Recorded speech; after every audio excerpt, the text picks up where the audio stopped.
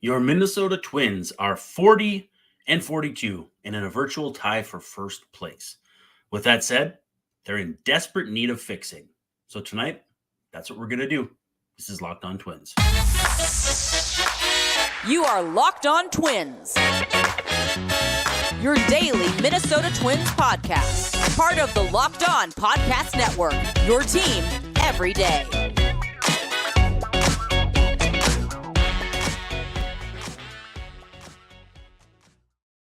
Hello again, and welcome back to Locked On Twins. I'm your host, Brandon Warren. You can find me on Twitter at Brandon_WARNE.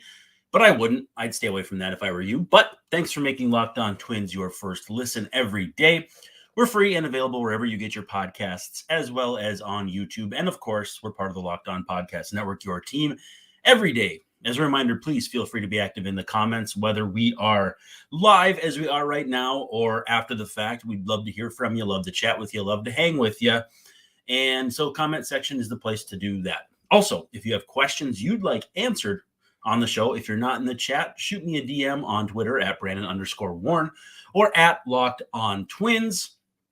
DM, straight tweet, whatever you want to do works just fine. Also, too, don't forget to check out the Locked On Twins Breathless post-game minutes ASAP after pretty much every game. You can just go to YouTube and look under the shorts column. So it is a lot of fun. I try to jam-pack as much analysis as I can in 60 seconds or less. And each and every one of them will end with a statistic that I suspect you won't hear anywhere else. We had a couple special episodes here in the last week or so. Make sure to check out the Matt Lawton episode either on YouTube or wherever you get your podcasts. Also, too, earlier in the week, we had a special episode grading the trades of the Falvey and Levine era. Now, before we get started, this episode is brought to you by Gametime. Download the Gametime app, create an account, and use code LOCKEDONMLB for $20 off your first purchase. Last-minute tickets, lowest prices guaranteed. Twins open the series with the Orioles on Friday, 6:05. It's going to be Pablo Lopez, the life of Pablo, looking to get things going again against the Orioles and Dean Kramer. You can catch every pitch and every part of the Twins' hometown broadcast with SiriusXM on the SXM app. You can hang out with Corey and Danny. All you got to do is search Twins. So we're diving right in to how we would fix the Twins, and I suspect that sorry, I got someone saying they can't see me. I got to fix that. All right, there we go. Sorry, we'll have to edit that out. But we are back. And so anyhow, how are the Twins going to fix this thing? How are they going to get it going? Twins had a meeting, a closed door meeting where they kind of aired their grievances, aired their laundry, and that sort of thing. And we don't really know what happened. But so far, we know no players have been brought up from the minor leagues. Everybody who was expected to play for AAA St. Paul tonight did. Matt Wallner had a massive game, and I think he would be the natural choice to come up. But with that said, what do you do? What do you do with this Twins team who needs to make a change? They're 40-42. The Guardians lost in a walk-off fashion, did not sweep the Royals as we might have expected them to. And, suddenly it's a virtual tie, both teams 2 games under 500. And I think we all kind of have an agreement on the first move we would consider, and it's Max Kepler. Now, a lot of people want to DFA Max Kepler, and I'm not going to argue with that. It's been a long time since Max Kepler was a solid offensive player. He's got a career OPS plus of 100. He is the epitome of an average offensive player over his career. But with that said, in 2019, the year they used basically bouncy balls for baseballs, he had a 123 OPS plus. The year after that, in 2020, short season, 109. So if you look at those 2 seasons, that's a combined 119. And then the rest of his career brings him down to 100. So, again, he's only 30. So the idea that there's any more room for him to improve or get better or at least regain his form, it's not impossible. It's not likely, but it's not impossible. That potential, that possibility should not be the driving force for the Twins cutting bait or not cutting bait at this point. And so my initial idea, and I know people want to DFA Kepler, is you got to see if you can make the equivalent of the Jaime Garcia trade going out. Now, with that said, that is a trade with the Yankees where the Twins, brought back Zach Littell and Dietrich Enns. I don't know what the equivalent of that is right now. I'm not going to play with MLB Trade Machine or whatever that website's called because it's an easy thing to manipulate. We're not going to do that. But if you can get the equivalent of Zach Littell and Dietrich Enns, a couple interesting arms from the Yankees. In fact, the Yankees are the team I'd be looking at. That's the team I'd call up.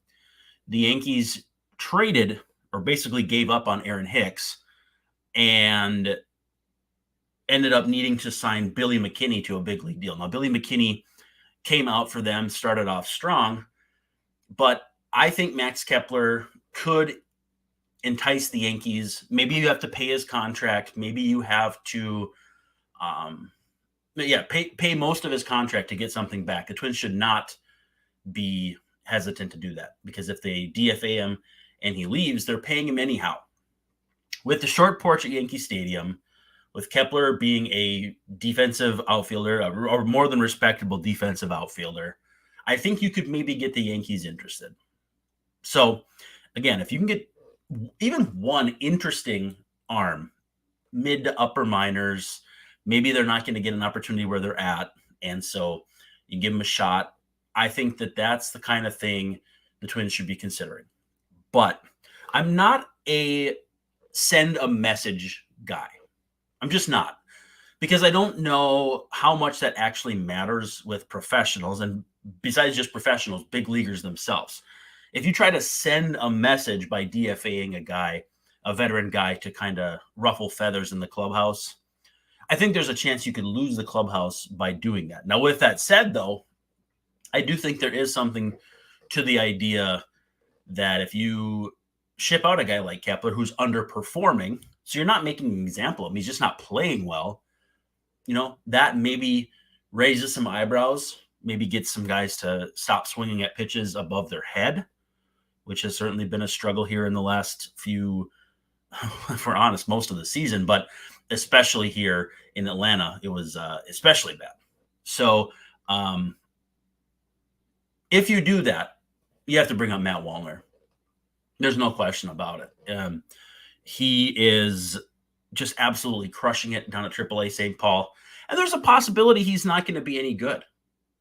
But you're not going to get much for him in a trade because teams are going to look at him and say, he's Joey Gallo light. They don't have a lot of desire to go get a guy like that. He's got nothing left to prove at AAA. He might be lightning in a bottle. Maybe he's only good for a month. That month counts all the same. The A's aren't upset that Brent Rooker was good in April and hasn't been good since. You take lightning in a bottle where you can get it. You take that chance. And if it doesn't work out, you've got time ahead of the trade deadline to assess that. Right? So I think you dump Max Kepler, preferably via trade, but if you have to DFA him, you DFA him. And you say, listen, a guy who's been here longer than everybody else, with the exception of Jorge Polanco, who's injured, if this guy can go, I can go too. It's not sending a message in the sense of just doing it to do it. It's sending a message in the sense that he's not playing well. He's not carrying his weight. That play on the Ozzie Albies triple in the what was it? The second, it was the Joe Ryan game. It looked like he was loafing. And then there was another one where Albies made a diving stop, flipped the ball to Arcia, and it seemed like Kepler should have been a lot closer to first base than he was. It just doesn't seem like his heart is in it right now. So I think you got to say bon voyage to Kepler, bring up Wallner, and see what you got. I'm not ready to dump Joey Gallo yet. At least Joey Gallo seems to be playing hard, and he's got a little more positional versatility. He's apparently willing to play center, which Kepler is not.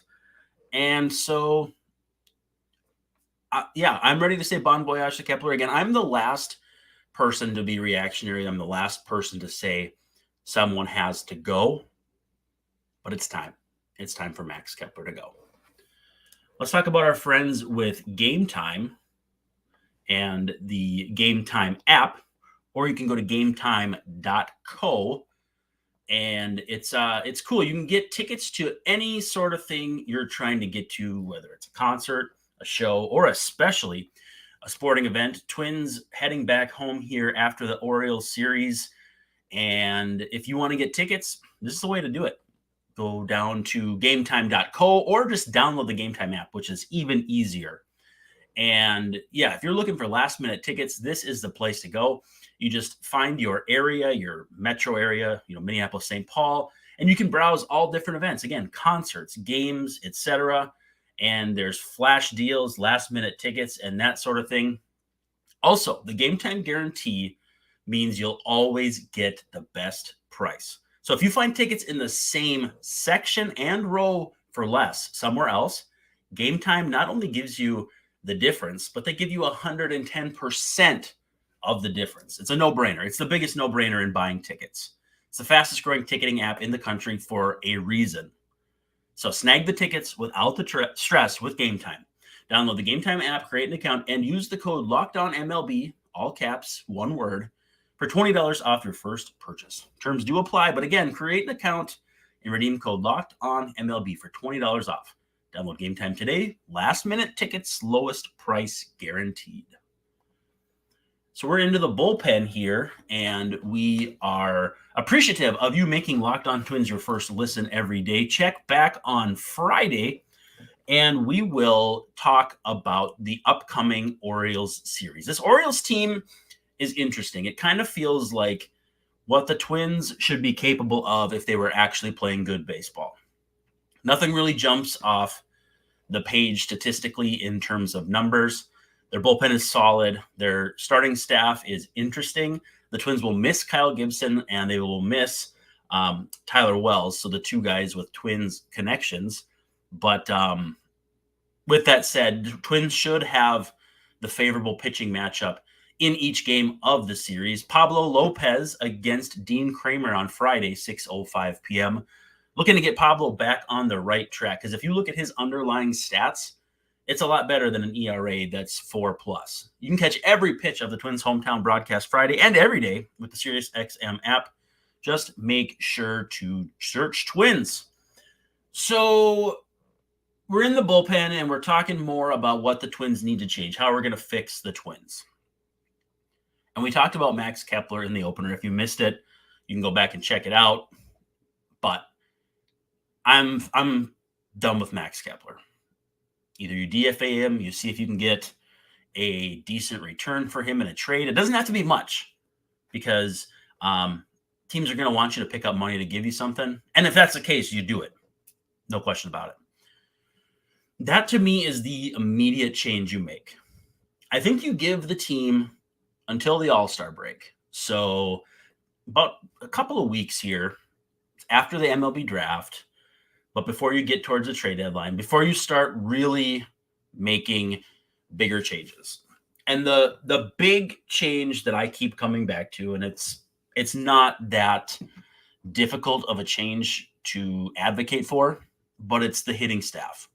It's David Popkins. And it's not fair that someone has to be the fall guy. Again, I don't know enough about David Popkins' philosophy hitting-wise. Again, you look at what the Twins are doing offensively, and it's foundational stuff that players should know. Swinging at 3-1 pitches that aren't strikes, 2-0 pitches that aren't strikes, striking out on pitches above your head, as Byron Buxton did in Atlanta. That's stuff you don't need a hitting coach to tell you not to do. You just don't.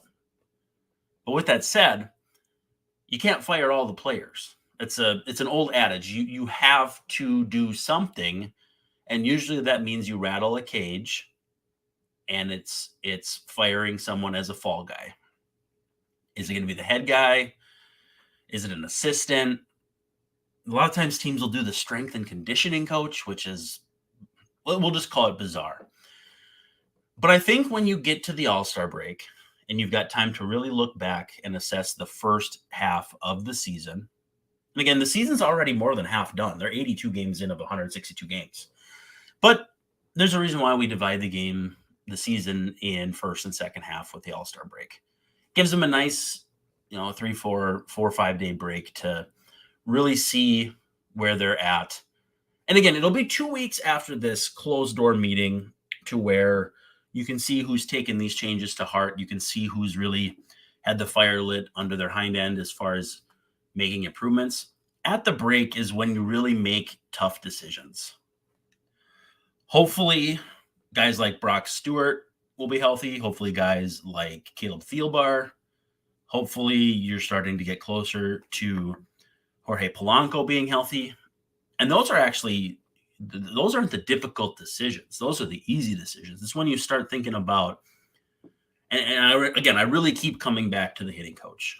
I think, we haven't seen this front office make anyone a fall guy. They haven't really done any in-season firing. In fact, basically, Wes Johnson leaving in the middle of the season is the closest thing they've done to that. They promoted from within. It's an organization that will hire from outside, but for all intents and purposes, they'll promote from within. And it's kind of a dual philosophy there. And part of that too then comes back to if Popkins gets the boot and you bring up, for instance, your AAA hitting coach. For years it was Chad Allen and Tom Bernansky before that. Are you really changing anything? And again, you got to get to the heart of the issue of if you're not changing anything by keeping it in the organization, then maybe it's a lateral move. But at the same time, you have to ask yourself, how much value is there in a different voice? And internally, they're obviously going to know better if guys are tuning out David Popkins. And I can't say for sure that's true. Carlos Correa said it's the best hitting coach he's ever had. Writing on the wall was that he was going to try to bring Popkins wherever he went, whether it was San Francisco or with the Mets. But with that said, that the bigger changes to me, like the All-Star break is when you can really look at a season and say, we know what we have here. You've got 2 weeks from now until then, so closed door meeting to the break.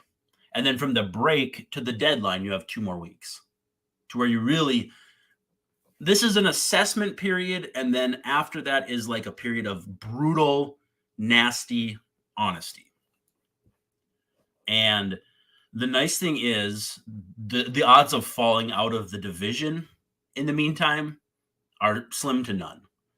If you look at playoff odds, the Twins are actually still favored to win the division by a fairly healthy margin, like 2-1 over the Guardians. And they're a better team than the Guardians. And, if you're in the comments or watching this, you're a Guardians fan and you want to roast me on that, that's fine. I got roasted on Twitter today over saying I thought the Twins would win the division and win 90-some games. Now, the 90-some games was misplaced, but the Guardians spent a half hour in first place, and suddenly I'm getting dunked on by a bunch of nameless, faceless Guardian fans.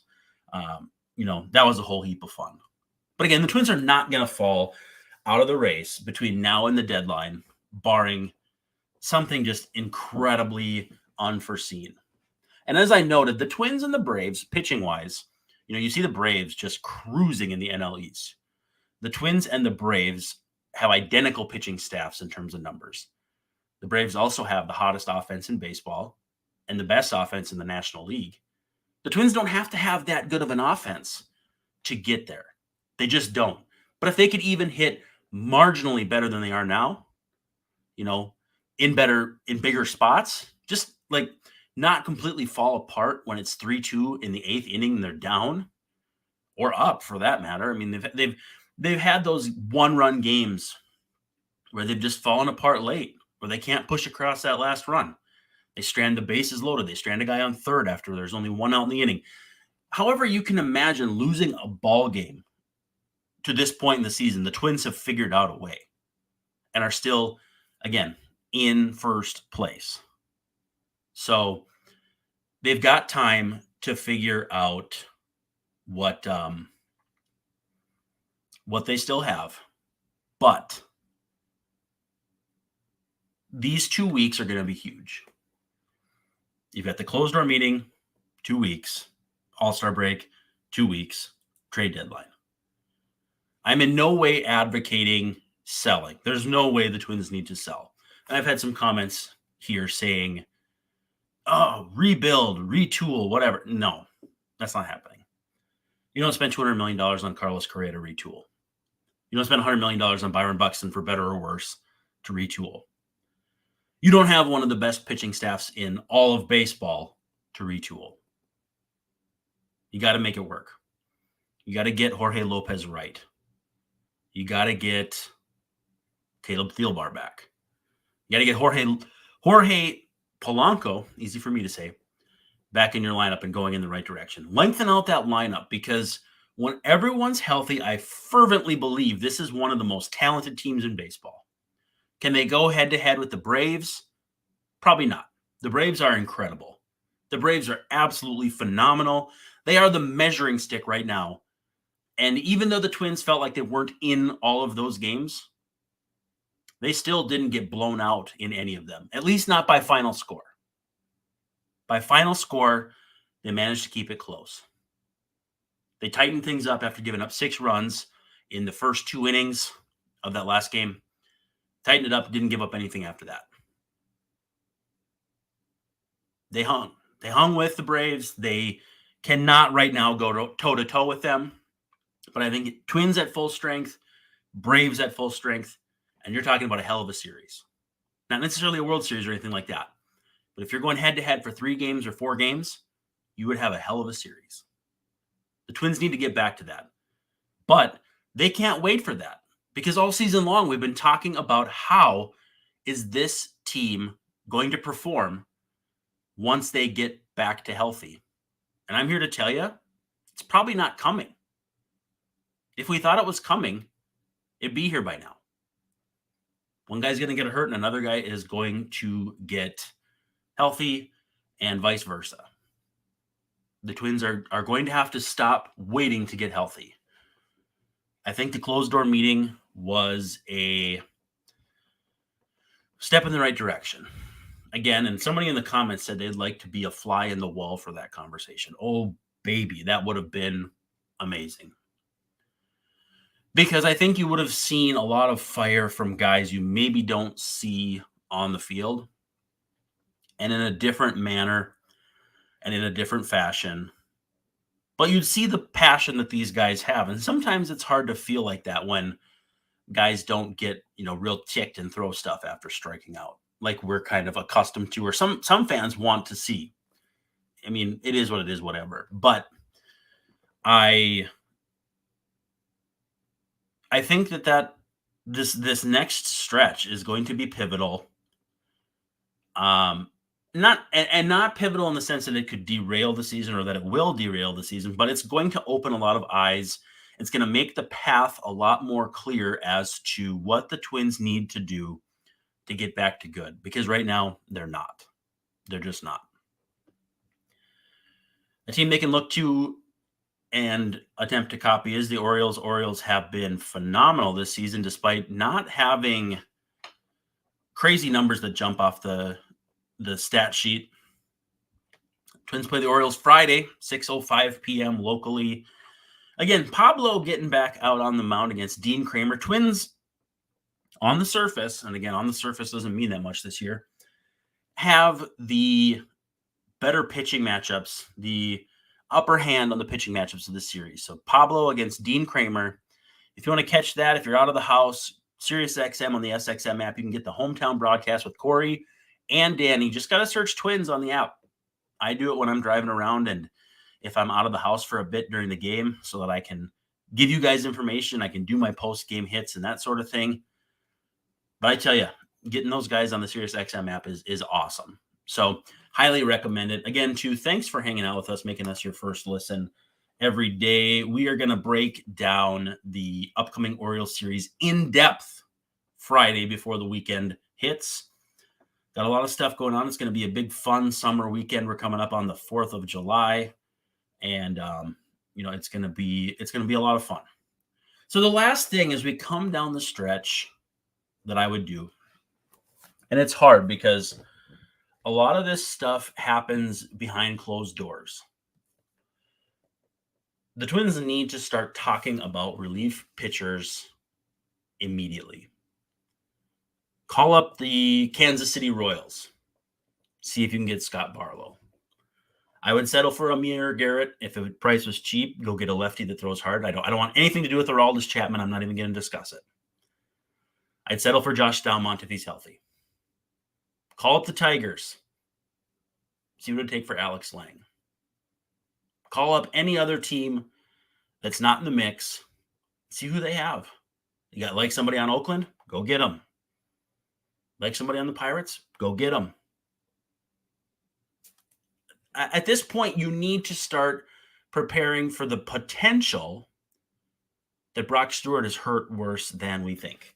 Now, I did see on the scoops on Channel 5 tonight that the hope and thought is that it's just a forearm with Stewart, and he should be back after the break. They also think the same with Thielbar working his way back from an oblique, which those are tricky. And he came back, kind of like Polanco, came back and re-aggravated. And so you got to be pain-free. You start throwing program, that sort of thing. It's easier when you're not a starter, so hopefully those guys can come back. You have to prepare as though Jorge Lopez won't make it back. Not because you want to convince yourself that he won't, but because even if he comes back, he hasn't been that effective. You can never have too many solid bullpen arms. And even if you go get the guy that I keep coming back to, and I mentioned this on our old friend update the other night, was Michael Fulmer. So if you have not been watching Michael Fulmer closely, and admittedly I wasn't until I started looking a little closer at his numbers, he started off absolutely dreadful. He had on May 27th, so a little over a month ago, a 7.84 ERA. He took the loss against the Reds, fell to 0-4, gave up 2 earned runs. Since that day, he has a 0.66 ERA, a 4.74 OPS against, and 15 strikeouts in 13 2/3 innings. To me, that is a sneaky pickup. 18% swinging strike rate, too. So he's getting swings and misses. I think this is a guy you go out and get. You don't let him, you do not let him face left-handed hitters. And I know there's not really a thing about right-handed specialists, and there's not really specialists in today's game with the 3 batter minimum and that sort of thing. But left-handed hitters have a 937 OPS against Fulmer this season. You got to stay away from that. But he's mowing down righties. And there's enough good righties in this division and on this schedule that you can use a guy like Michael Fulmer. And the Cubs are going nowhere. In fact, they were not far from DFAing Fulmer a month ago. I have to believe. Because when their season crumbled, he was right there with it. And so the Twins traded Sawyer Gibson-Long for him last year. And Gibson-Long has decent numbers in the minors. He's hurt right now with the Tigers. But it's not somebody the Twins are going to miss. You can find another guy like that, flip him to the Cubs. Cubs are playing for the future right now. They've got some pieces, right? They like the way they're headed with Dansby Swanson. And they've got a few other guys they really like. The starter Steele is really good. But if you can give them something even semi-interesting, you bring in Michael Fulmer, you do not have to wait on a move like that. The way Fulmer's been pitching lately, that's where I come back to. If you can't get one of the big fish, and a big fish to me, again, is Scott Barlow. Scott Barlow is solid. If you can't get one of those guys right now, because they can be hard to pry away at this time, lots of teams are interested. If the Royals are going to ask for a lot, you don't really want to do that. Go get Fulmer. Identify somebody else who's on a heater for the last month and won't cost you anything. But again, I keep coming back to Fulmer, and the precedence is there. They traded for him a year ago. So I'm gonna bang the drum for Michael Fulmer, as weird as it sounds. Let's just run down what we've talked about here in the last half hour before we let you go. Segment 1. How are we going to fix the Twins? We're moving on from Max Kepler. Hold your applause. I'm trying to trade him to the Yankees, and I'm not asking for much. I'll pay his salary. Not me specifically.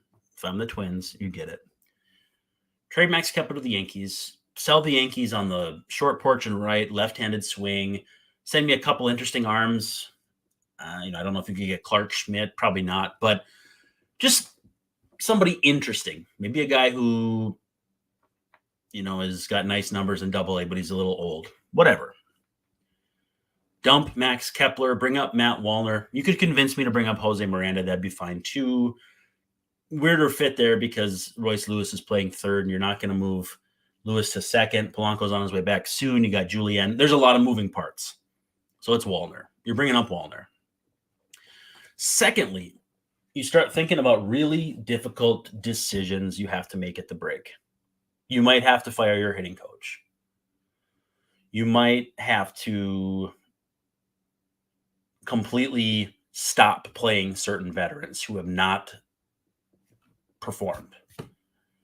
Whether that's, Christian Vasquez could be in that discussion, but he's so good behind the plate that it kind of makes it difficult. But if Joey Gallo is going to keep taking terrible plate appearances, maybe you pull back from him and let Alex Kirilloff flail away against lefties, because at least he's got a future with this team. But the biggest changes come at the break. You got 2 weeks until then. It's put up or shut up time.